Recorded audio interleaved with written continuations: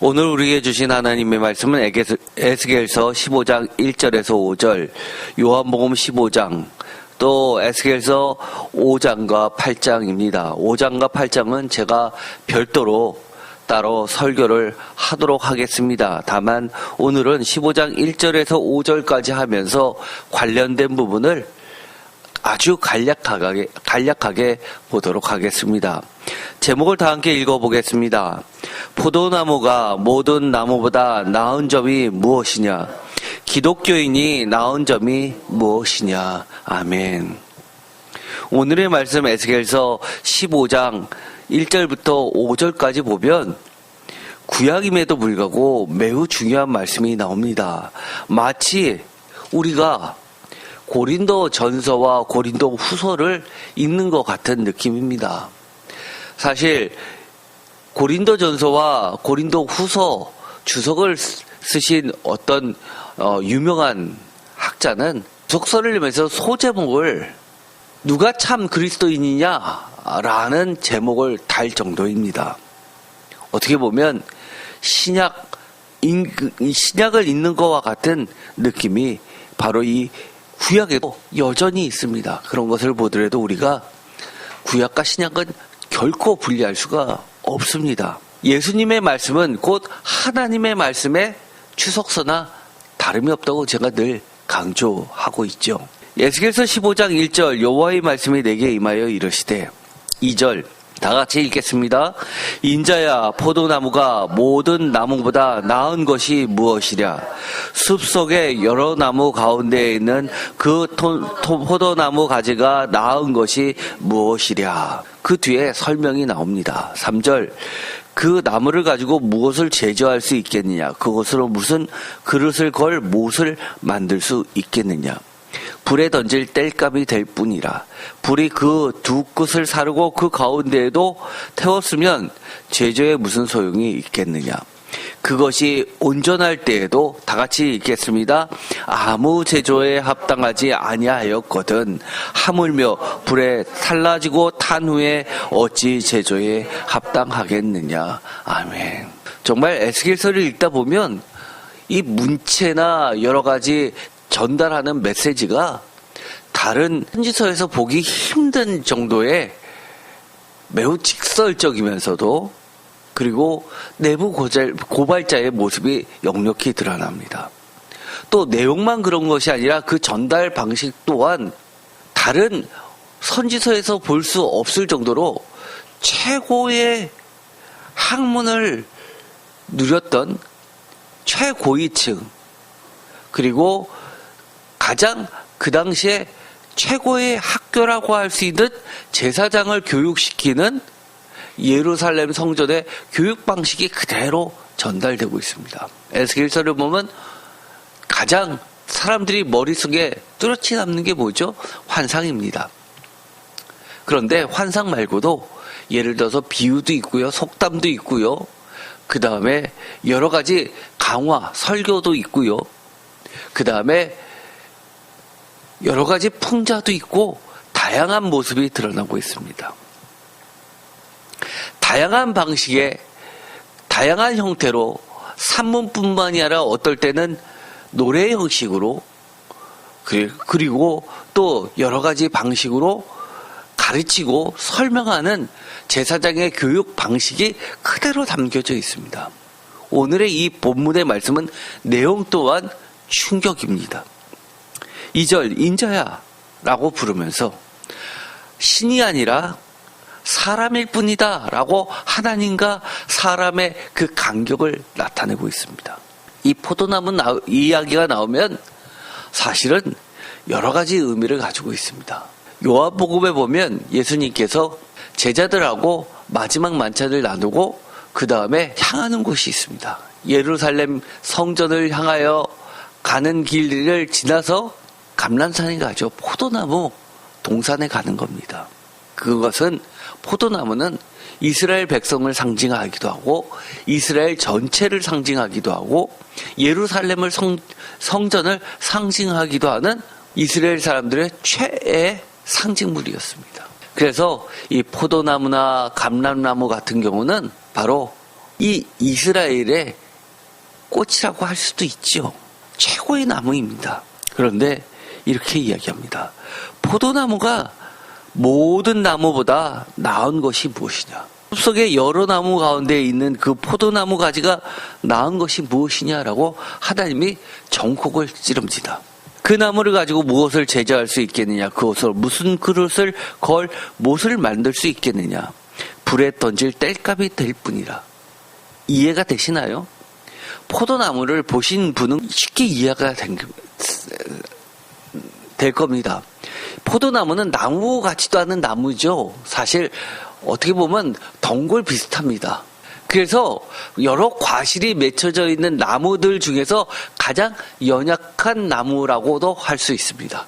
그것을 가지고 책상을 만든다든가 침대를 만든다든가 심지어 단단하기라도 하면 짧아도 못이라도 만들 수 있는데 아무 쓸데도 없는 듯한 나무입니다. 그럼에도 불구하고 이 포도나무는 포도가 열리기 때문에 그것을 가지고 포도주를 만듭니다.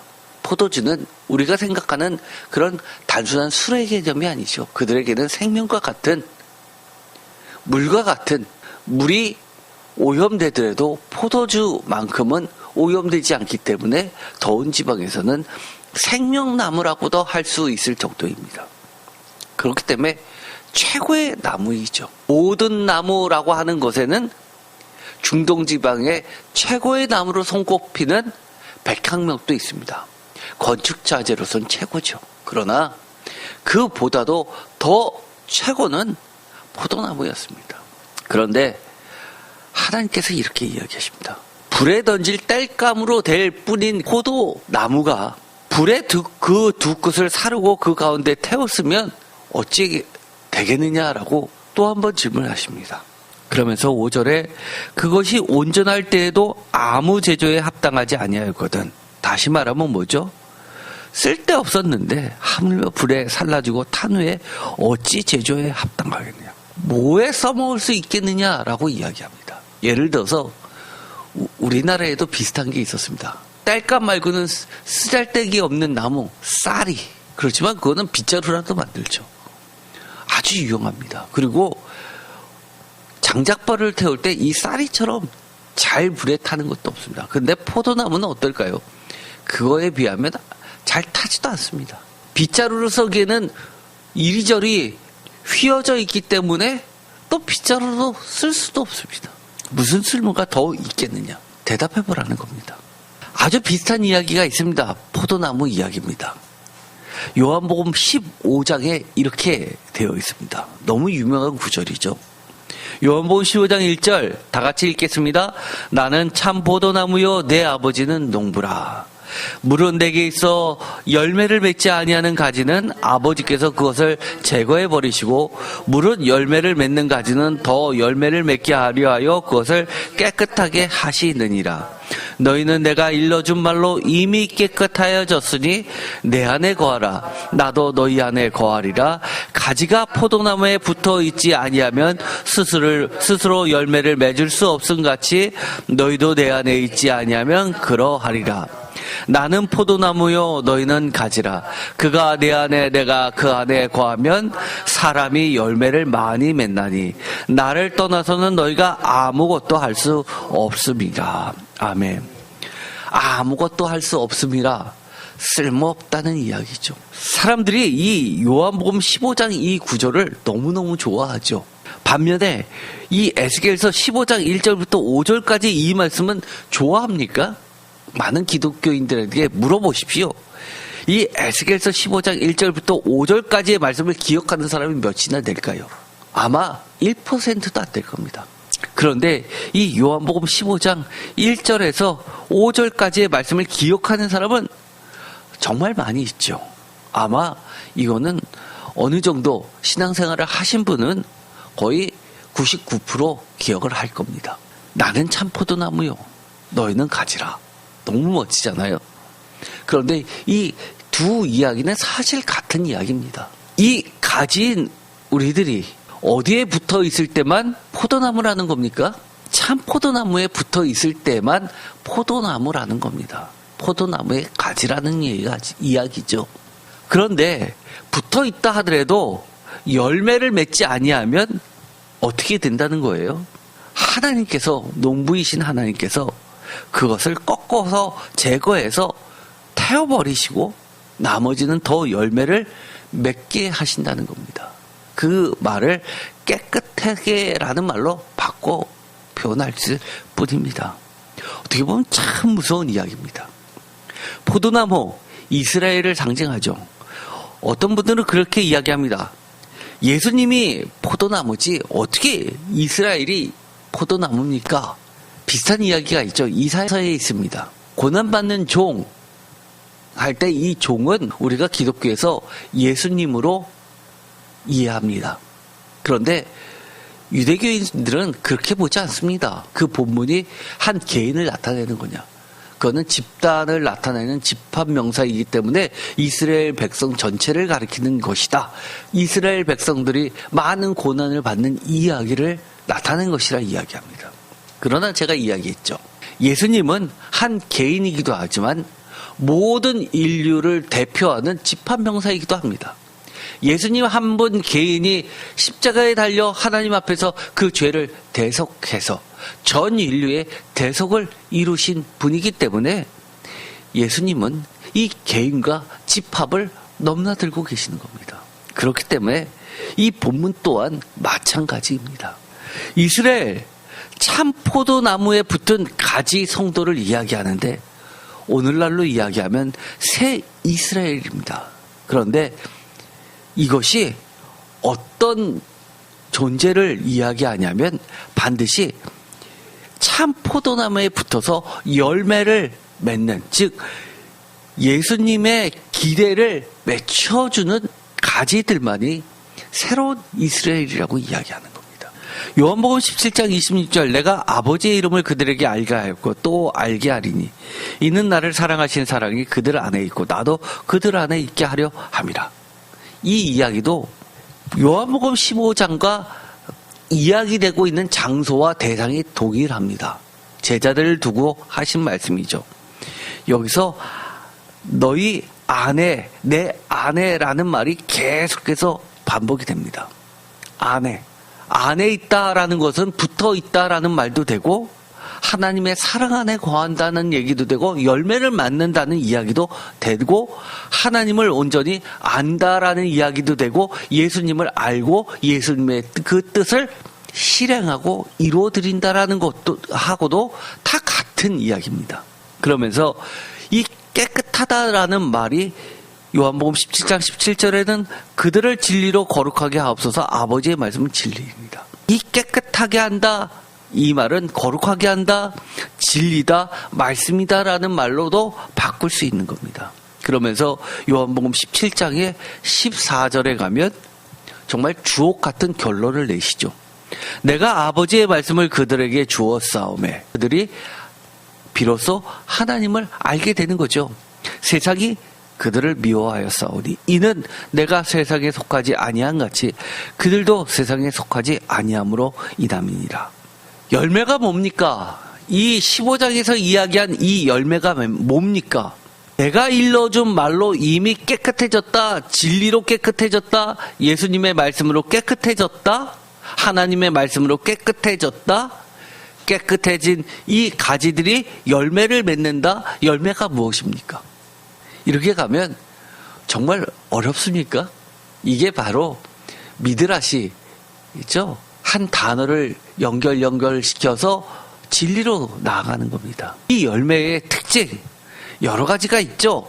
여러분들 열매하면 제일 먼저 뭐가 떠오릅니까? 성령의 열매가 생각이 나지 않습니까? 그 다음에 사도 바울의 서신들 중에서 윤리강령들이라고 하는 많은 것들이 있습니다. 이런 사도 바울의 부탁들도 많이 있겠지만 아주 간단히 이야기하면 예수님의 표현으로 이야기하면 특징이 뭐라고요? 세상에 속하지 아니한 예수님처럼 우리들도 세상에 속하지 않은 참 포도나무인 예수님에 붙어 있어서 세상에 속하지 않는 열매를 맺는 겁니다. 세상에 속하지 않은 열매가 뭡니까? 다른 말로 이야기하면 하나님과 참 포도나무인 예수 그리스도에 붙어 있어서 즉 하나님과 예수님의 안에 있어서 그 안에 있을 때에만 맺혀지는 열매라는 겁니다. 그래서 이 열매는 세상이 미워하는 열매입니다. 그러나 하나님과 예수님이 사랑하고 기대하시고 또 기다리시는 열매입니다. 이해되십니까? 이건 굉장히 중요한 개념입니다. 그런데 다시 에스겔로 돌아갑시다. 에스겔서에 보면 하나님이 이스라엘을 축복, 다른 말로 이야기하면 열매라고 할 수도 있죠. 축복하실 이유가 있습니다. 즉 열매 맺게 하실 이유가 있습니다. 구체적으로 무엇이냐라고 할 때는 에스겔서에서 거꾸로 읽으면 답이 보이는 것들이 있죠. 예를 들어서 에스겔서에서 말하는 하나님이 이스라엘을 심판하셔야만 하는 이유들이 여러 가지가 있는데요. 제일 첫 번째가 우상 숭배처럼 혐오스러운 짓으로 여기시는 것들, 그런 것들을 제거하면 그것이 없는 순간 하나님은 축복을 주실 수밖에 없다는 겁니다. 왜요? 아까 요한복음에서도 그렇게 말씀하셨죠. 하나님께서, 농부께서 깨끗하게 해서 열매를 맺게 하는 겁니다. 열매 맺으려면 기본적으로 더러운 것, 하나님이 싫어하시는 게 일단 없어야죠. 그래야지만 세상에 속한 열매를 맺지 않고 하늘에 속한, 하나님께 속한 열매를 맺을 수 있습니다. 예를 들어서 주님의 성전하고 관련된 것들입니다. 에스겔서 5장 11절, 8장 5절에서 18절, 23장 38절에서 39절. 전에도 읽었었던 본문입니다. 에스겔서 5장 11절. 그러므로 나 주 여호와가 말하노라. 내가 나의 삶을 두고 맹세하노니 내가 모든 미운 물건과 모든 가증한 일로 내 성소를 더럽혔은즉 나도 너를 아끼지 아니하며 긍휼을 베풀지 아니하고 미약하게 하리니. 뭐 때문에 너희를 아끼지 않는다고 했습니까? 성소를 더럽혔다는 겁니다. 뭘로요? 모든 미운 물건과 가증한 일로. 바꿔 말하면 뭡니까? 모든 미운 물건과 가증한 일로 성소를 더럽혔던 것을 깨끗하게 하면 하나님께서 아끼시고 긍휼을 베풀어 주신다는 이야기 아닙니까? 이 온갖 보기 싫은 우상과 역겨운 일이라고 표준세 번역을 이야기합니다. 그러면 역겨운 일이 무엇일까요? 구체적으로 8장에 보면 여러 가지가 나옵니다. 저희가 오늘 말씀을 읽기에 8장을 1절부터 마지막 절까지 읽었습니다. 8장 5절, 그가 내게 이르시되 인자야 이제 너는 눈을 들어 북쪽을 바라보라 하시기로. 내가 눈을 들어 북쪽을 바라보니 제단문 어기 북쪽에 그 질투의 우상이 있더라. 그 질투의 우상이 무엇인지는 사실은 명확하게 표현되어 있지 않습니다. 그러나 분명한 것은 하나님께서 싫어하시는 우상입니다. 여러 가지 의견들이 있습니다만 자세한 건 나중에 하도록 하겠습니다. 어쨌든 간에 그 질투의 우상이 어디에도 들어와 있다는 겁니까? 성전까지 침범했다는 겁니다. 6절, 그가 또 내게 이르시되 인자야 이스라엘 족속이 행하는 일을 보았느냐. 그들이 여기에 크게 가증한 일을 행하여 나로 내 성소를 멀리 떠나게 하였느니라. 너는 다시 다른 큰 가증한 일을 보리라 하시더라. 하나님께서 있고 싶어도 있을 수 없게 만들었다는 겁니다. 나로 내 성소를 멀리 떠나게 하셨느니라. 뭘로? 가증한 일로, 크게 가증한 일로. 그런데 하나님께서 그 뒤에 하신 말씀이 있습니다. 다시 다른 큰 가증한 일을 보리라. 이게 끝이 아니라는 겁니다.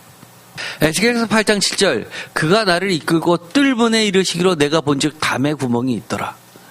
10절, 내가 들어가 보니 각양 곤충과 가증한 짐승과 이스라엘 족속의 모든 우상을 그 사방벽에 그렸고. 원래는 어떻습니까? 성전에는 성상이 없어야 됩니다. 그래서 이스라엘 백성들은 그림을 그려놓지 않습니다.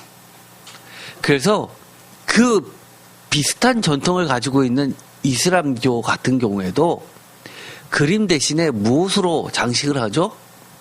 다 글자입니다. 그들이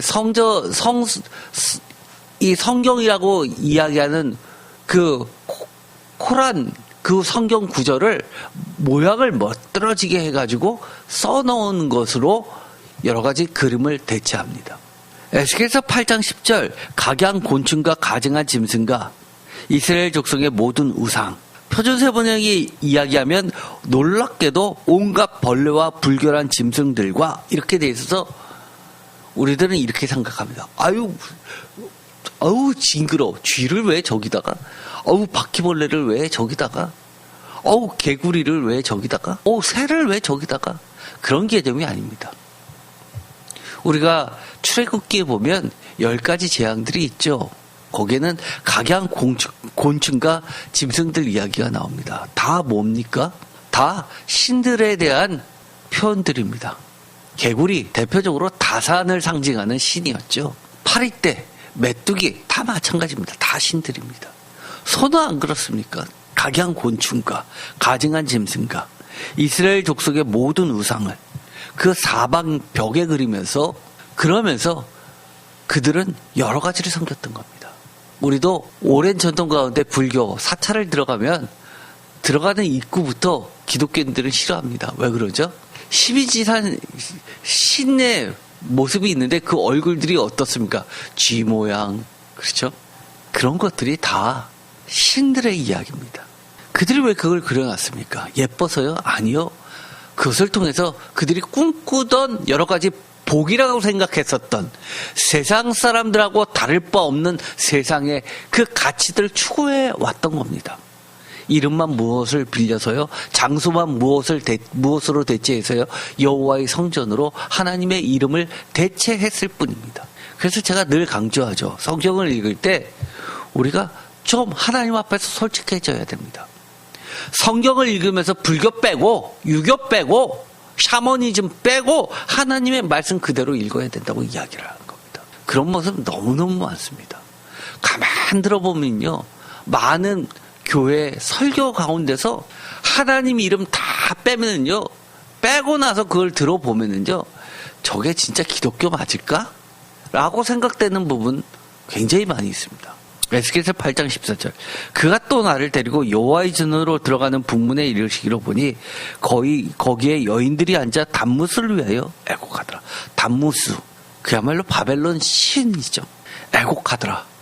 애곡하는 여인들, 쉽게 말해서 우리는 이렇게 생각하면 됩니다. 성가대, 그렇죠? 교회 보면 여성 전도사님들 많이 계시죠. 전문 사역자들입니다. 단무스를 위해서 왜 애곡합니까? 그들은 겨울이 되면 모든 것이 죽어갑니다. 그러다가 그들을 위해서 애곡하면서 부르면 다시 봄이 오면 비가 오고 꽃이 피고 새싹이 나고 모든 산물이 열매를 맺기 시작합니다. 부활을 상징하죠. 예배입니다. 그런 것들이 모두 다 하나님 보시기에 가증한 것인데 그것이 성전 예배를 지배하고 있다는 겁니다. 15절 그가 또 내게 이르시되 인제야 내가 그것을 보았느냐 너는 또 이보다 더 큰 가증한 일을 보리라 하시더라. 저는요, 이 8장을 읽으면 많은 분들이 못 들어봤으니까 단무스를 위해서 애곡하는 여인들이 여호와의 전 북문에 있어? 뭐야? 가증한 우상은 뭐야? 각양 곤창은 뭐야? 이런 것들에 눈이 들어오지만 저는 자꾸 뭐가 눈에 들어오냐면요, 너는 또 이보다 더 큰 가증한 일을 보리라. 이게 더 충격입니다. 16절 그가 또 나를 데리고 여호와의 성전 안뜰에 들어가시니, 성전 안뜰 아무나 들어가는 곳 아니죠. 여인들도 들어갈 수 없는 곳입니다. 들어가시라. 보라, 여호와의 성전 문 곧 현관과 제단 사이에 약 25명이 여호와의 성전을 등지고 낯을 동쪽으로 향하여 동쪽 태양에게 예배하라. 매우 특별한 사람들만이 들어갈 수 있는 그 곳에서 어떻게 해요? 지성소는 어느 방향으로 있나요? 동쪽의 반대인 서쪽 방향으로 되어 있습니다. 동쪽 문으로 들어와서 서쪽으로 향하는 맨 끝에 있는 겁니다. 그런데 거기서 약 25, 이 25은 에스겔이 특별히 좋아하는 숫자죠. 50년 희년의 절반을 이야기합니다. 여호와의 성전을 등지고 얼굴을 동쪽으로 향해서 동쪽 태양에게 예배하더라. 지성소를 향해서 예배를 드려야 될 그들이 거꾸로 태양신을 경배하는 겁니다. 여러분은 어떤 생각이 드십니까? 오늘 8장 1절부터 쭉 읽으셨죠? 어떤 생각이 드십니까? 8장의 포인트가 뭔 것 같습니까? 저는 이제 8장을 읽으면 이런 생각이 듭니다. 도대체 뭐야? 갈수록 태산하냐? 이런 걸 일일이 구체하게 말하면 뭐해? 내 입만 아프지. 내 속만 상하지. 하나님 입장에서는 갈수록 태산입니다. 에스겔서 23장 38절 이 외에도 그들이 내게 행한 것이 있나니 당일에 내 성소를 더럽혀 내 안식일을 범하였도다. 같은 날에 바로 같은 날에 내 성소를 더럽히고 내 안식일을 범하였도다. 39절 그들이 자녀를 죽여 그 우상에게 드린 그날에 내 성소에 들어와서 더럽혔을 때 그들이 내 성전 가운데서 그렇게 행하였으며 어떤 같은 날이요? 자기 자식을 잡아서 죽여서 우상에게 바친 바로 그 날에 내 성소에 들어와서 더럽혔다고 이야기합니다. 그들이 내 성전의 한가운데서 그런 일을 했다고 이야기합니다. 어떻게 그렇습니까? 하나님 입장에서는요, 이 자식을 잡아서 우상에게 바친 그날 어떻게 나한테도 와서 이렇게 멀쩡하게 아무렇지도 않은 듯 하나님께 와서 예배를 드리지? 도저히 이거는 받아들일 수 없는 이야기입니다. 말하면 무엇합니까? 지적하면 뭐합니까? 그들이 돌아서서 다시 하나님 앞에 진정으로 회개할 것도 아닌데 이것들은 둘째치고라도요 또 이렇게 이야기하십니다. 땅에 대해서 이야기합니다. 36장 16절에서 18절까지를 보면요. 36장 17절 인자야 이스라엘 족속이 그들의 고국 땅에 거주할 때 그들의 행위로 그 땅을 더럽혔나니 나 보기에 그 행위가 월견 중에 있는 여인의 부정함과 같았느니라. 그들이 땅 위에 피를 쏟았으며 그 우상들로 말미암아 자신들을 더럽혔으므로 내가 분노를 그 위에 쏟아. 이 에스겔서는요. 성인이 되기 전에는 읽지 말라고 했었던 성경입니다. 그래서 구약 중에서 가장 늦게까지 성경에 넣을까 말까 정말 논란이 많았던 바로 성경의 에스겔서와 또 하나가 있었죠. 노래 중에 노래라고 하는 겁니다. 솔로몬의 아가서. 그런데 왜 그랬을까요? 공중 예배 시간에 말하기도 민망한 표현들이 적나라하기 때문입니다. 그들의 행위로 그 땅을 더럽혔나니 나 보기에 그 행위가 월경 중에 있는 여인의 부정함과 같았느니라. 오늘 현대인의 개념으로는 이해하기 어렵습니다. 그러나 제가 레위기 설교를 할 때 이 부분은 여인을 보호하는 보호책 중에 하나였습니다. 또 땅이 아니라 백성까지입니다. 에스겔서 20장 7절 또 그들에게 이르기를 너희는 눈을 끄는 바 가증한 것을 각기 버리고 애굽의 우상들로 말미암아 스스로 더럽히지 말라. 나는 너희 여호와 너희 하나님이라 하였느니라. 눈을 끄는 바 표준세번은 뭐라고 번역했는지 아십니까? 내가 또 그들에게 일러주었다. 각자 눈을 팔게 하는 우상들을 내던지고 이집트의 우상들로 그들 자신을 더럽히지 말라고 하였다. 나는 주 그들의 하나님이라고 말하였는데도 각자 눈을 팔게 하는 우상들이라고 이야기합니다. 우상들이요. 모든 사람이 싫어할 만한 것이라면 그게 우상이 될까요? 아니요. 그렇지 않습니다. 눈에 보기 좋고 먹고 싶고 탐스럽고 하는 것이 우상입니다. 가만히 있어도 자꾸 눈이 가는 게 우상의 특징입니다. 하지 말라고 해도 하고 싶어 하게 만드는 게 우상들입니다. 그렇죠? 돈이 우상이다. 탐욕으로 치닫지 말라. 사도 바울은 이렇게 얘기합니다. 탐심이 곧 죄악이니라. 그런데 어떻게 됐죠? 지금은 돈 잘 버는 게 최고의 선처럼 여겨지게 됐습니다. 심지어 그렇게 이야기하죠.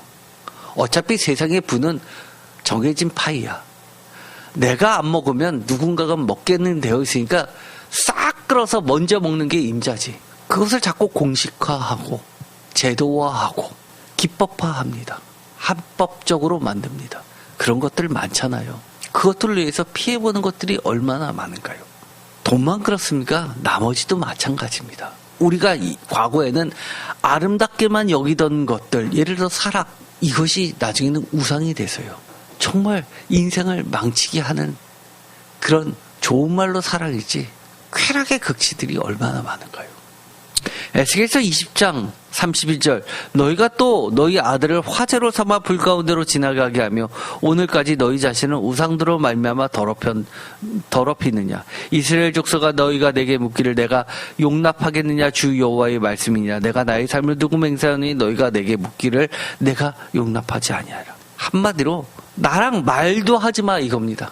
뭐하러 내게 물어. 니들 하던 대로 해. 에스겔서 20장 43절 거기에서 너희의 길과 스스로 더럽힌 모든 행위를 기억하고 이미 행한 모든 악으로 말미암아 스스로 미워하리라. 너희가 저질렀던 그 온갖 악행 때문에 너희가 스스로를 미워하게 될 것이다 라고 표준 세번역은 번역합니다. 언제요? 심판받을 때야 비로소 그때 내가 왜 그랬을까. 스스로 미워하리라. 너희의 길과 스스로 더럽힌 모든 행위. 여기 길이 뭡니까? 우리 인생 아닙니까? 우리 인생 돌이켜보면은요, 그때 내가 왜 그랬지? 그 한순간 내가 왜 그랬지? 가장 쉬운 첫 번째 어길 수 있는 게 아마 이겁니다. 안식일 주일 범하는 것. 에스겔서 20장 13절 그러나 이스라엘 족속이 광야에서 내게 반역하여 사람이 준행하면 그로 말미암아 삶을 얻을 나의 율례를 준행하지 아니하며 나의 규례를 멸시하였고 나의 안식일을 크게 더럽혔으므로 내가 이르기를 내가 내 분노를 광야에서 그들에게 쏟아 멸하리라 하였느니라. 에스겔서 20장 21절 그러나 그들의 자손이 내게 반역하여 사람이 지켜 행하면 그로 말미암아 삶을 얻을 나의 율례를 따르지 아니하며 나의 규례를 지켜 행하지 아니하고 나의 안식일을 더럽힌지라. 이에 내가 이르기를 내가 광야에서 그들에게 내 분노를 쏟으며 그들에게 내 진노를 이루리라. 나의 율례, 나의 규례 얼마 많습니까? 사실 이거 다 지키기 쉽지 않습니다. 그런데 그 많은 율례와 규례 중에서 굳이 안식일을 이야기하는 게 뭡니까? 주일 지키는 거 돈 들어갑니까? 그렇게 어렵습니까? 사실 마음의 문제죠. 내가 정말 하나님 보고 싶으면 다른 거 다 제껴놓고 달려올 수밖에 없습니다. 하나님의 마음이 없기 때문에 그런 거죠. 심지어 그렇게 이야기합니다. 빠지면서도요. 하나님이 뭐 교회만 계셔? 산에는 안 계셔? 두세 사람이 나의 이름을 모인 곳에 예수님이 함께 하시겠다는데 가정 예배 드리면 되지. 내가 왜 꼭 그 시간에 예배 드려야 돼? 내가 나중에 저녁 때 가족끼리 모여서 예배 드리면 되지. 예배가 뭡니까? 기본적으로 예배는요. 내 기준이 아니라 하나님의 기준으로 나의 삶을 맞추는 시간입니다. 그런데 그것조차도 내 거 하나 포기하지 못하면서 뭘 하나님을 믿는다고 합니까? 세상에 속하지 않은 하나님과 예수 그리스도에게만 속한 열매를 맺어야 되는데 내 것 하나, 내 생각 하나 내려놓지 못하면서 무슨 열매를 맺는다고 이야기합니다. 에스겔서 20장 24절 이는 그들이 나의 규례를 행하지 아니고 나의 율례를 멸시하며 내 안식일을 더럽히고 눈으로 그들의 조상들의 우상들을 사모하며 그 조상들의 우상들을 사모하며. 나만 그랬어요? 전통 아닙니까? 문화 아닙니까? 에스겔서 20장에 보면 에스겔서 전체에서 계속 반복되는 중요한 것이 나오죠. 하나님의 이름을 더럽혔다는 이야기가 나옵니다. 저는 사실 전에도 하나님의 이름에 대해서 설교를 한 적이 있었습니다. 그만큼 중요합니다. 에스겔서에서 특히 강조하는 거죠. 다른 데서 그렇게 많이 볼 수 있는 게 아닙니다. 에스겔서 20장 39절 주 여호와께서 이같이 말씀하셨느니라. 이스라엘 족속아 너희가 내 말을 듣지 아니하고는 가서 각각 그 우상을 섬기라. 그렇게 하려거든 이후에 다시는 너희 예물과 너희 우상들로 내 거룩한 이름을 더럽히지 말지니라. 지금까지 이야기한 게 뭡니까? 이런 것들로 하나님의 이름과 하나님의 안식일과 또 하나님의 백성 자신들과 산과 그리고 땅과 하나님의 성전을 더럽혔기 때문에 결국 뭐라는 겁니까? 하나님께서 열매를 맺게 하실 수 없었다는 겁니다. 우리가 포도나무입니까? 자부심이 있습니까? 도대체 기독교인이 나은 점이 무엇입니까?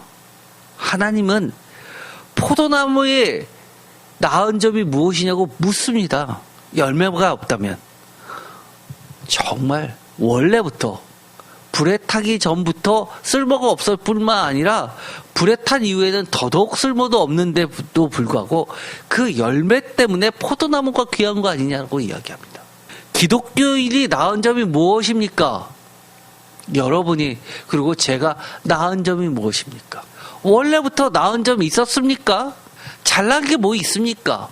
하나님이 선택해 주실 만한 이유가 뭐가 있습니까? 아무것도 없습니다. 다만 우리가 하나님께 속하고 예수님께 속하고 하나님이 기대하시는 열매를 맺을 때만 그나마 가치가 있는 겁니다. 그럼에도 불구하고 이것을 모른다면 우리가 정말 처음부터 다시 생각해 봐야 됩니다. 하나님께서 이렇게 이야기하실지도 모릅니다.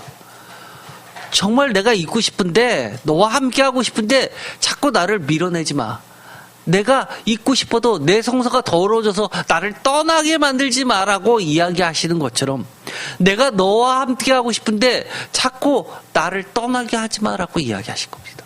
이스라엘 사람들이 혈통적으로 이스라엘이기 때문에 하나님의 구원이 보장됐다고요? 헛소리 하지 마세요. 우리가 예수님 앞에 세례 받았다고, 교회 다닌다고 구원이 보장됐다고요? 착각들 하지 마세요. 우리가 진짜 하나님 보시기에, 예수님 보시기에 하나님 안에, 예수님 안에, 말씀 안에 거하고 열매 맺고 있습니까?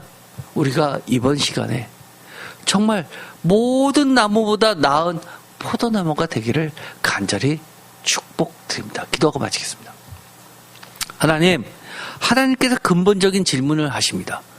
너가 포도나무라고 주장하지만 모든 나무보다 나은 점이 무엇이냐고 이야기합니다. 내가 예수님을 구주로 고백했고 예수님을 믿는다고 하기 때문에 나은 이유입니까?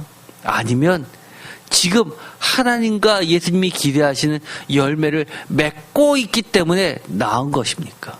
우리 솔직해지게 하여 주옵소서. 성령님께서 함께하여 주시사 늘 하나님의 말씀 안에 붙어있게 하시고 참 포도나무인 예수님 안에 붙어 있어서 세상에 속한 열매가 아니라 하나님과 예수 그리스도께 속한 열매를 맺게 하여 주옵소서. 그러면 세상이 우리를 미워할 수밖에 없습니다.